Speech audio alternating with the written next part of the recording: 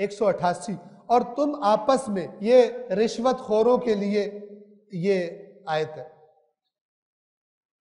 اور تم آپس میں ایک دوسرے کا مال ناجائز طریقے سے نہ کھاؤ، اور نہ ہی اسے افسروں کے پاس، حکام کے پاس پیش کرو، تاکہ تمہیں بھی دوسروں کے مال کا کچھ حصہ کھانے کے لیے موقع میسر آ جائے، جبکہ تمہیں اس بات کا پتہ بھی ہے کہ یہ غلط کام ہے۔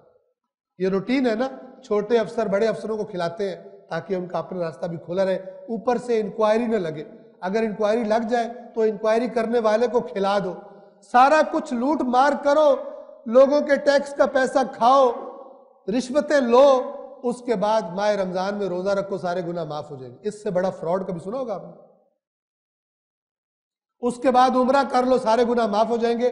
ڈکار مار لو، حرام جو لوگوں کا بیت المال کا پیسہ کھایا ہے، قومی خزانے کا پیسہ کھایا ہے، ایک مسجد کھڑی کر دو، ایک مدرسہ بنا دو، داڑھی رکھ لو، تسبیح ہاتھ میں پکڑ لو، ہر سال حج کرو جا کر 5 اسٹار ہوٹلوں کا، تمہارے گناہ معاف ہو جائیں گے۔ یہ فراڈ، اس کا نام دین نہیں ہے۔ یہ دین میں تحریف کر کے یہودی علماء نما جو علماء سو اس امت میں بھی آ گئے، انہوں نے اس قسم کے فراڈ بتائے ہیں تاکہ ان بے ایمانوں کے مال میں سے خود بھی حصہ لے سکیں۔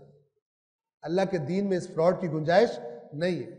اللہ تعالیٰ کہہ رہا ہے تمہیں پتہ بھی ہے غلط کام ہے، یہ کام نہ کرو۔